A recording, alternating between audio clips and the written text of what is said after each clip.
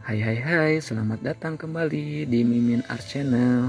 Tentunya penasaran kan dengan alur cerita selanjutnya? Yuk kita langsung saja dengerin ceritanya. Bab 200. Baik Abah maupun Rehan sangat terkejut dengan kedatangan Japran. Terutama Alfian. Dari mana Japran mendapatkan alamatnya? Padahal Alfian sama sekali tidak mengenal lelaki itu. Namun sebagai orang penting, tidak sulit untuk mendapatkan alamat Alfian Setio Darmawan. Sebagai seorang pengusaha yang cukup terkenal, tidak sulit menemukan alamatnya. Lelaki itu tampak gugup saat pertama kali melihat tiga lelaki yang muncul dari dinding pembatas antara ruang keluarga dan ruang tamu. Ia bahkan tampak gemetar. "Assalamualaikum Pak Alfian, Abah Bang Rehan," ucapnya ragu. "Waalaikumsalam," balas ketiganya bersamaan. Alfian mempersilahkan semua untuk duduk di kursi ruang tamu. Ia memberi ruang bagi Rehan dan Abah untuk bicara dengan Japran, sedangkan ia sendiri memilih masuk ke ruang keluarga. Suasana terasa kaku dan tegang. Sebisa mungkin Rehan menahan amarah yang bergejolak dalam hati. Lelaki inilah yang menjadi sumber dari segala tekanan yang dialami adiknya. Selama bertahun-tahun, lelaki yang menghancurkan kehidupan Melati tanpa perasaan. "Mau apa lagi kamu kemari? Apa kamu belum puas menghancurkan hidup Melati?" tanya Rehan menahan amarahnya. "Maafkan saya Abah, Bang Rehan. Saya datang kemari untuk bicara dengan Melati dan meminta maaf atas ketidakhadiran saya di hari pernikahan kami." "Semudah itu kamu meminta maaf setelah menghancurkan semuanya?" "Saya tahu saya salah Bang. Saya tidak punya pilihan lain," ia berucap lirih. "Hari itu mami saya kena serangan jantung dan dilarikan ke rumah sakit. Mami mengancam akan mengakhiri hidupnya kalau saya tetap mau menikahi Melati. Jadi itu alasannya," balas Rehan. "Kalau begitu kenapa kamu tidak temui saya dan Abah saja? Kamu bisa datang baik-baik kepada kami dan membatalkan pernikahan. Kami tidak akan memaksa. Ingat, kamu yang mendatangi saya dan Abah meminta restu untuk ta'aruf dengan Melati." Japran semakin menunduk, tidak memiliki keberanian lagi untuk menatap Abah dan juga Rehan. "Saya benar-benar minta maaf Bang. Mami melarang saya untuk bertemu lagi dengan Melati. Kalau saya nekat, saya takut akan berakibat fatal terhadap mami saya.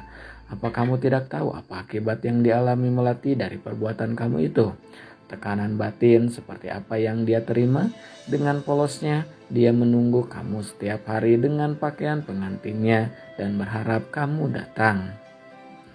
Bola mata Japran mulai berkaca-kaca, wajah dan ujung hidungnya memerah. "Saya membawa dia dari Makassar ke Jakarta untuk mencari kamu, tapi apa yang Melati dapatkan? Dia dihina dan direndahkan oleh keluarga kamu dan dianggap seperti kuman berbahaya yang harus dijauhkan dari kamu." Tak ada kata yang terucap dari bibir Japran. Ia malu, sangat malu. Setelah kejadian itu, Melati mengalami depresi. Jiwanya benar-benar terguncang. Pengkhianatan kamu, hinaan dari keluarga kamu, belum lagi dia yang menjadi bahan olok-olok orang lain karena ditinggal calon suaminya di hari pernikahan. Semua itu menjadi tekanan dan berakibat pada kejiwaannya, dan sekarang dengan mudahnya kamu datang minta maaf setelah bertahun-tahun. "Hai sudah nak," ucap Abah. "Abah tahu sebagai seorang kakak kamu ingin melindungi adik perempuan kamu, tapi kita ikhlaskan saja." Rehan menarik napas dalam-dalam sementara Abah tetap memasang sikap ramah. "Tidak apa-apa nak Japran, semua sudah kehendak Allah. Melati menjalani ujian yang begitu berat insya Allah adalah cara Allah untuk menaikkan derajatnya." Ia mengulas senyum tipis. "Abah sudah memaafkan, tapi mohon maaf, Abah tidak bisa mempertemukan nak Japran dengan Melati." Japran memberanikan diri menatap pria parubaya itu. "Kenapa Abah? Saya hanya ingin minta maaf. Selama saya belum minta maaf, saya tidak akan bisa tenang."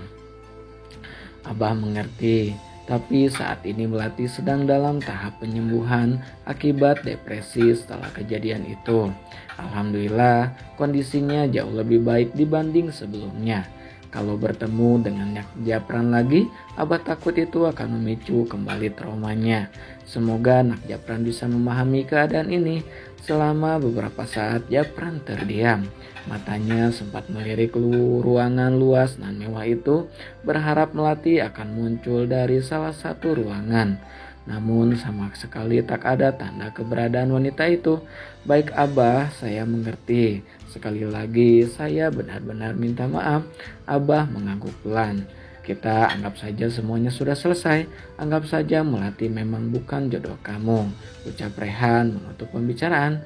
Japran pasrah, tak ada pembelaan ataupun usaha lebih keras untuk bertemu langsung dengan Melati. Alpian baru saja masuk ke kamar ketika mendapati Aileen sedang berhias di depan meja rias seperti biasa.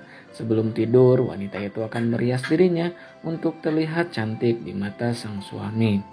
Piyama tipis menerawang itu membuatnya tampak menggoda, belum lagi aroma parfum yang lembut.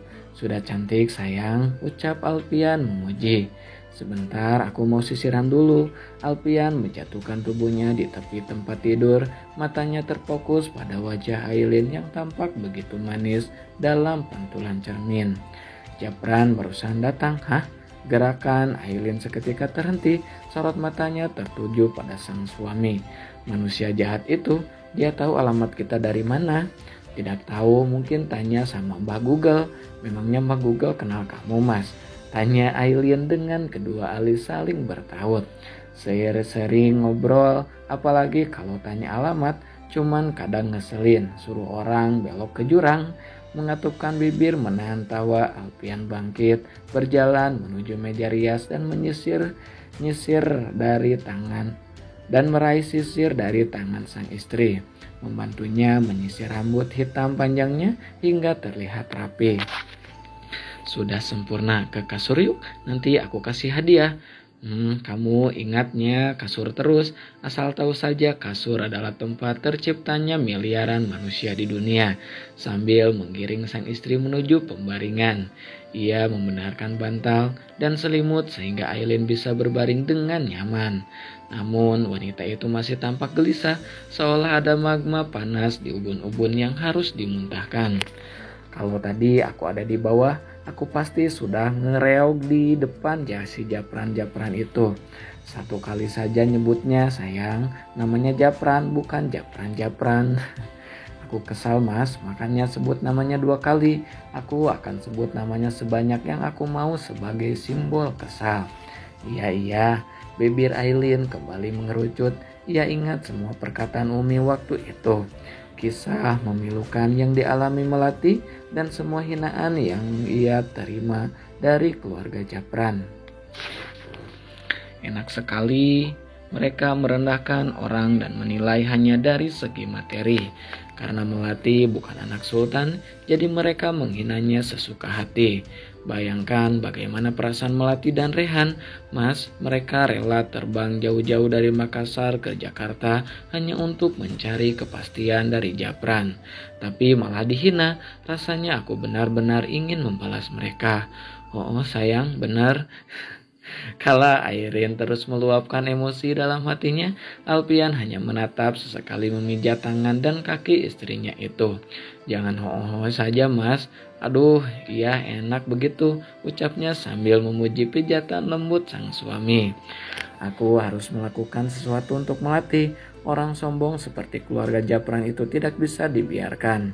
Mau gimana lagi, sifat manusia memang beda-beda. Pokoknya aku akan membuat Japran itu menyesal. Alpian menatap istrinya geli. Aileen terlihat sangat menggemaskan jika sedang marah-marah seperti sekarang. Bibirnya mengerucut, ekspresi kesalnya malah terlihat begitu manis. Mungkin efek kehamilan, Aileen yang biasanya penyabar dan lembut itu berubah bagaikan singa betina. Sayang, aku yakin kamu hamil anak perempuan deh. Kenapa bisa seyakin itu? Kan belum pasti. Alpian menggeser posisi duduknya semakin mendekat. sehingga tidak ada lagi jarak antara dirinya dengan sang istri. Karena mata batinku melihat perpaduan antara ibunya Shinchan, ibunya Nobita, dan Kak Ros dalam diri kamu. Serius, ucap Alpian menatap mata istrinya lekat-lekat. Alpian Setio Darmawan, jerit Aileen menjambak rambut suaminya. Nah, segitu dulu ya bab 200-nya. Makasih banyak buat kakak-kakak yang selalu stay tune. Jangan lupa di like, di subscribe juga ya. Makasih kakak, bye-bye.